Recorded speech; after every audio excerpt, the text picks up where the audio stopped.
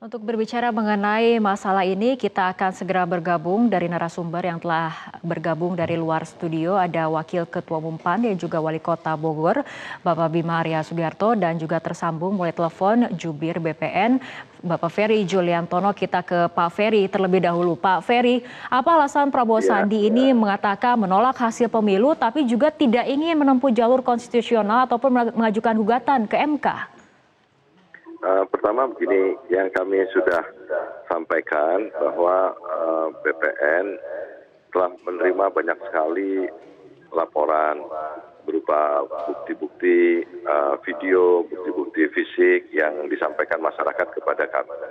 Dan oleh kami disortir, diseleksi, divalidasi, kemudian kami laporkan ditambah dengan bahan-bahan yang kami miliki kepada Bawaslu dan Dewan Kehormatan Penyelenggara Pemilu. Jadi ada 5 perkara yang kemarin kami sampaikan kepada Bawaslu dan DKPP, dan khusus untuk Bawaslu kemarin ada di antara 5 perkara itu 1 perkara sudah disidangkan dan sudah diputuskan oleh Bawaslu mengenai soal terjadinya kesalahan atau pelanggaran yang dilakukan oleh KPU terhadap tata cara sistem perhitungan itu. Nah, kami besok hari Senin juga mendesak kepada Bawaslu untuk segera mensidangkan 4 perkara lainnya supaya kemudian Bawaslu bisa mengambil keputusan. Nah, sikap kami adalah sebenarnya yang bisa menilai validitas bukti yang kami sampaikan, laporan yang kami sampaikan itu sebenarnya adalah Bawaslu. Semua pihak juga harus memberi kepercayaan kepada Bawaslu dalam artinya untuk proses pemilu. Untuk hasil pemilu sendiri, Pak Ferry, apakah juga akan menempuh jalur konstitusional lewat MK jika memang ini konstitusional nanti semua, Mbak. Kita laporan ke Bawaslu pun konstitusional. Dan yang kami laporkan ini ada pernyataan dari Fadlizon yang mengatakan MK tidak ada guna, itu apakah sikap dari Gerindra, resmi dari Gerindra atau BPN? Laporan kami itu yang pertama ada yang sifatnya kuantitatif, ya kan? Ada yang sifatnya kualitatif. Yang kuantitatif itu yang penyelesaian sengketa terhadap selisih suara atau itu memang jalurnya ke Mahkamah Konstitusi. Tetapi kalau dugaan laporannya yang sifatnya kualitatif, dugaan misalkan netralitas aparatur sipil negara, kemudian ada penggunaan sumber daya dan keuangan negara, misalkan seperti itu kan nggak bisa disidangkan di Mahkamah Konstitusi. Nah, kami menempuh jalur di Bawaslu dan Dewan Kehormatan Penyelenggara Pemilu. Nah, menurut saya ini sangat konstitusional sekali.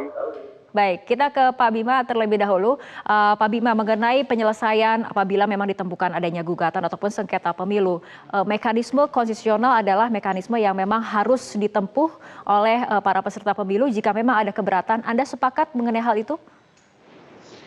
Ya, ini kan yang pertama ada gugatan atau aduan yang bisa disampaikan ke Bawaslu gitu ya, terkait dengan proses tahapan.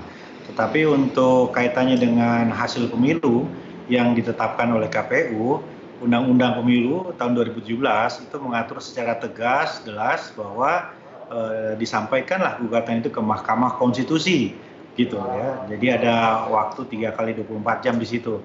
Nah, jadi kalau aturannya sudah seperti itu, ya tidak ada kanal lain untuk menggugat, katakan begitu, hasil yang ditetapkan oleh KPU tadi, kecuali melalui jalur Mahkamah Konstitusi. Saya lihatnya sesederhana itu begitu.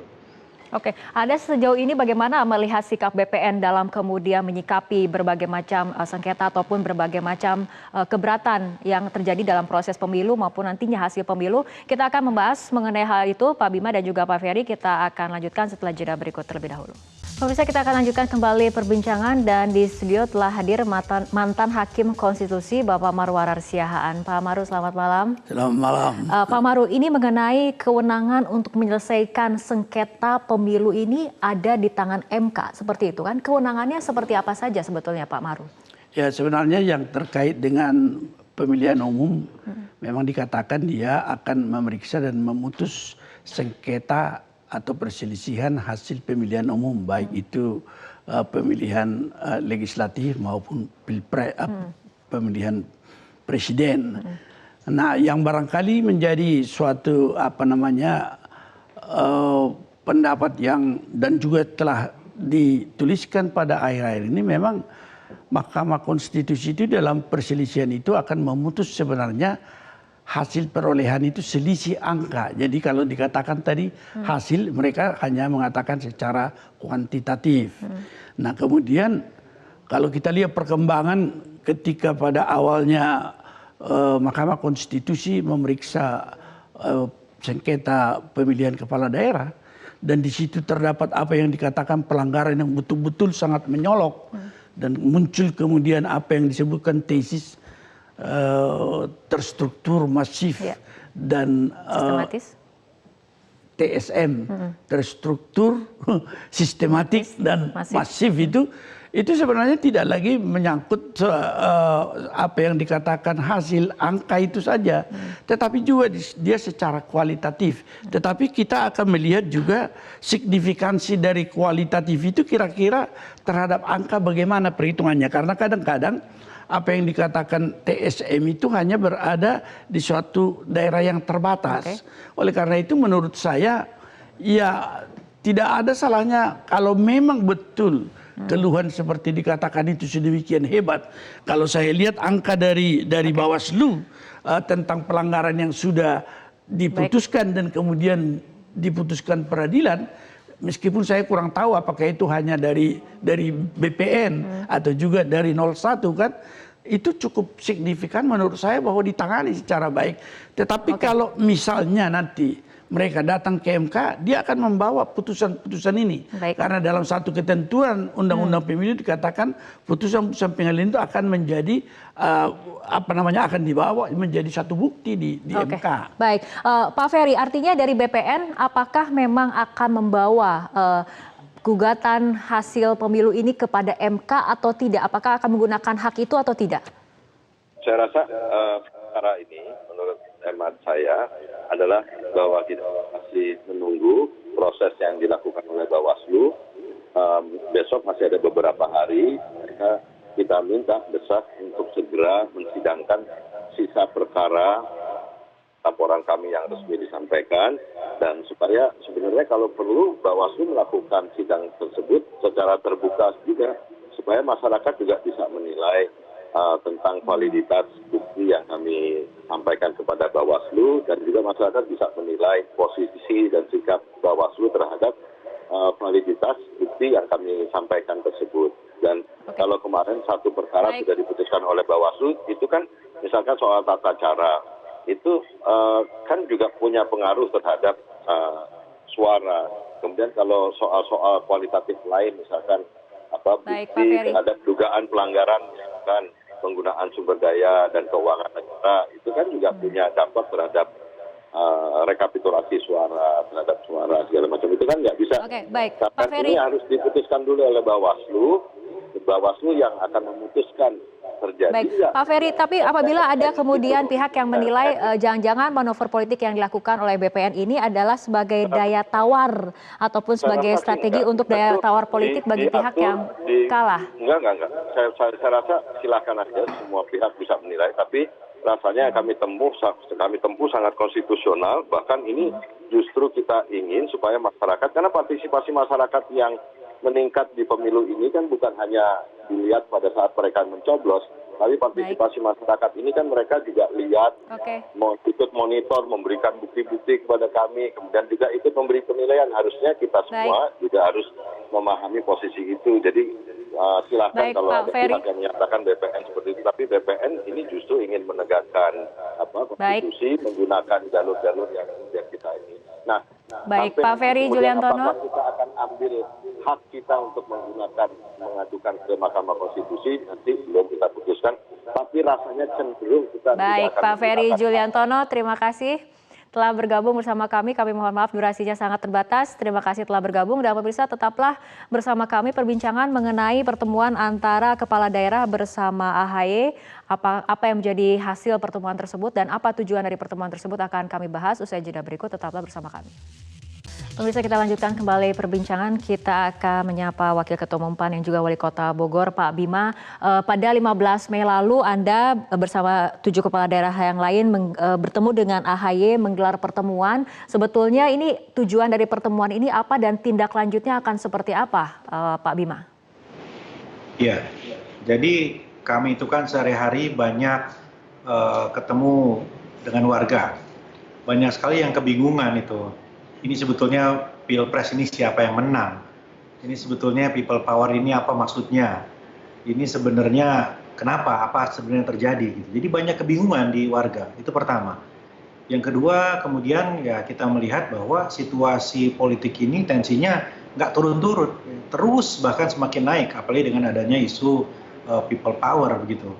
Nah, kami melihat bahwa ini tidak bisa kita anggap biasa.